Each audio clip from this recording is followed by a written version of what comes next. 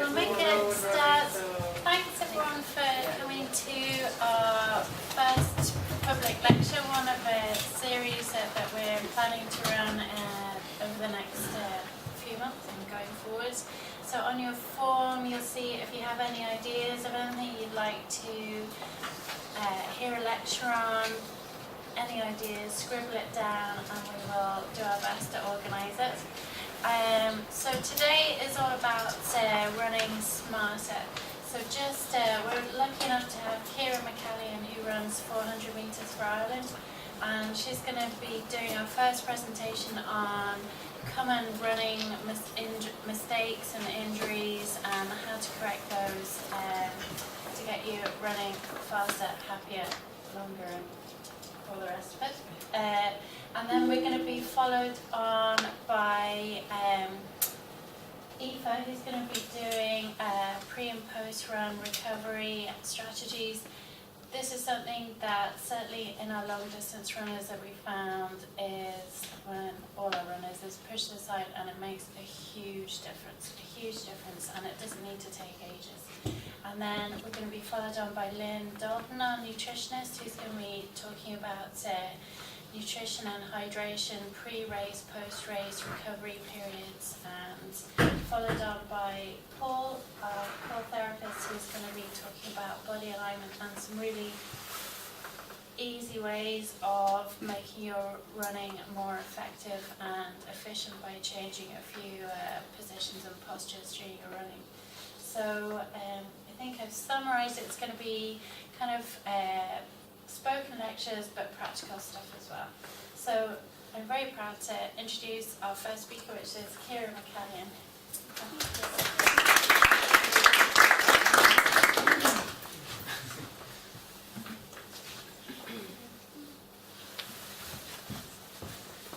Okay, so as Kathy said, I'm Kira. I'm one of the physios here. I'm an athlete myself, and as part of my master's in sports medicine, I did a thesis on running biomechanics. So that's a lot of where this stuff is coming from. If you guys have any questions at any stage, just stick up a hand as well, and I'll go through it as we go. Okay, so we're going to talk today about how to change running biomechanics slightly to help you to run further, faster, and happier, hopefully, because you'll hopefully be injury-free. Okay.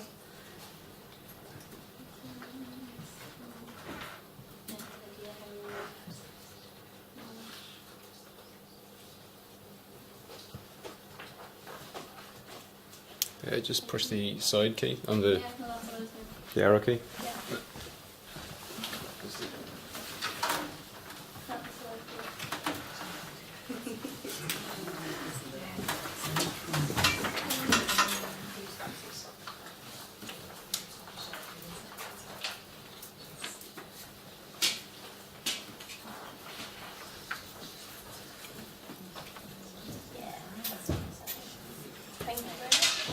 Okay, so I was going to have a couple of technical Anyway, okay, so hopefully most of us here are runners and actually enjoy running. We all know about the benefits of it, but there are possible drawbacks, mainly the possibility of getting injured. And looking at all the research, there's huge numbers of runners getting injured, with some studies saying as much as 85%. So almost all runners getting an injury at some stage of their running career. And that's across all levels of athletes, elite, sub-elite, and people who've just taken up running as well. Okay. What we look at then is the types of injuries. So bone stress, like your stress reactions, stress fractures, mainly in the lower leg, muscle tears, hamstrings, quads, calves, that kind of thing, tendons, Achilles, patellar tendon injuries, and joint problems. The reason we look at all the injuries that runners kind of get over years in studies is so we can come up with some of the risk factors, and then hopefully we can modify these and help prevent people getting injured in the future. So unfortunately, increasing age and having a history of a particular injury is a risk factor for getting the same injury or another injury. We can't change these, but of the other things listed there, we can have a significant effect. So things like training error, running kind of on the wrong surface, not taking easy days, doing too much volume, that's something we can modify. Running experience, again, that kind of ties in with that. In terms of someone who is only starting running, might need a little bit more of hand or assistance from a coach or physio or whoever to give them some guidance about how much to do and how often and when. Footwear is a big thing. Again, I can talk about that later, but if you want to ask me questions about that later, that's perfect. What I'm going to focus on today is running biomechanics, because that's something that has a huge potential impact on performance and on injury, okay? And we can all change it. It takes a bit of work, but it's absolutely doable. Yeah, okay. So what are running biomechanics, or what is the study of biomechanics? Basically, it's the way you run, it's the way you move. So it's about alignment of the whole body, all body segments, and the movement of each joint, muscles, and then looking at the whole thing as one. So if you look at Mo Farah there on your right, he has worked hugely with his coach on his running biomechanics, and obviously has had huge success. That's also down to his genetics and lots of other things. But he's pretty much flawless now, whereas the other guy on the opposite side, you can see there's a couple of things going on there that are not optimal, okay? And the way you run has a huge impact on performance, so how well you do, how fast you run, how far you can go, and on injury prevention, which in itself, if you can stay injury-free, get consistent training, will have a huge impact and benefit on your future performance. Okay, I'm going to go through a couple of common running mistakes that we see an awful lot in the literature and clinically as well. And then we'll go through ways of how you can think about this yourself and how to change it. Okay, first thing, really common is overstriding. There's an awful lot of research showing that if your leg is right out in front of you and you land down this way, outside your centre of gravity, so down through here, you have huge impact forces going up the leg, which have to be absorbed somewhere, either in muscles, tendons, and bones. Okay, that in itself can predispose to injury. I know there's a lot in terms of chi running on leaning forward is a good position. It's a little bit more debatable. What I would say is a huge forward lean is going to again put huge pressure on hamstrings and posterior chain, again possibly predisposing to muscle injury. I wouldn't advocate obviously leaning back, but you want to be upright and tall. Okay, so it sounds simple, doesn't it? Okay, moving on from that then. Too much of a knee, so you have to have a little bit of knee bend when you land because you have to have some shock absorption. But if you're sinking down into it too much and too much of a knee bend, you'll definitely have issues in terms of quads down through here, trying to absorb too much impact. And again, if you look at my leg there, if I sink down into a big knee bend, you have a lot of force down through here. So a lot of runners, if they run an awful lot and don't do enough stretching and foam rolling, can have tight calves. That again, if you're having excessive knee bend, is going to put an awful lot of stress and strain down through the calf muscle. Again, can have knock-on effects into Achilles injuries, that kind of thing. If you look at the guy on the opposite side, we're looking again at from the front or from the back, looking at the pelvis. So pelvis should be level, or almost the leg, the non-stand, the leg that's in the air should almost be higher than the stance leg. It definitely shouldn't be dropped ever. Okay. That again can predispose to injuries, usually around the lateral leg or iliotibial band syndromes. So we do an awful lot of work trying to get people up into this position, okay? Whether it's glute strengthening or purely just getting the muscles activated and change your running technique. And then again, people are possibly a little bit familiar with stuff on barefoot running and forefoot striking, heel striking. And there's been a lot of that in the news, I suppose, or general things lately. Heel striking has been shown to be associated with injury, particularly injury of the lower leg. So heel strike's the way you land. So if you land out in front of you, the heel first, okay, that's a heel strike. Whereas if you land underneath you here on the ball of your foot, that's a forefoot strike. There's an in-between, which is kind of almost both together simultaneously, which is midfoot. That is possibly the safest way to land with the foot, okay, to again prevent injury and to improve performance, because this way you're blocking. So every step you take, you're out in front of you, and you have to re-propel yourself this way. If you can get that foot right down underneath you, you're ready to go again, okay? So it improves contact time, which will improve speed. Again, going with that, so with the heel strike here, you'll get a lot of ankle dorsiflexion, and the same here, okay? Both of those separately have been shown to have adverse effects, again, on performance and on injury risk. Okay, so I've gone through a couple of possible things you can see if you go down the promenade and look at a few people running. So how we assess them and then hopefully correct them or change them slightly in BodyMed here. So we have our lovely treadmill and our fantastically designed board by Kathy. What we do is we look at it from the sides, so from both sides and from the back. So you get different views. We'll video using a slow motion video and an app. And what we're looking at is the position and movement of the whole body. So you're looking from the feet all the way up to the head, or head down to the feet, whichever way you want to go. I tend to start the feet and work up. I think that's a physio thing. So what I'd always look at, and we might go through this practically in a little while, is looking at foot strike pattern. So how the foot hits the ground, whether it's landing with the heel, landing on the toes, or in between. Whether the foot is out in front of the body or directly underneath.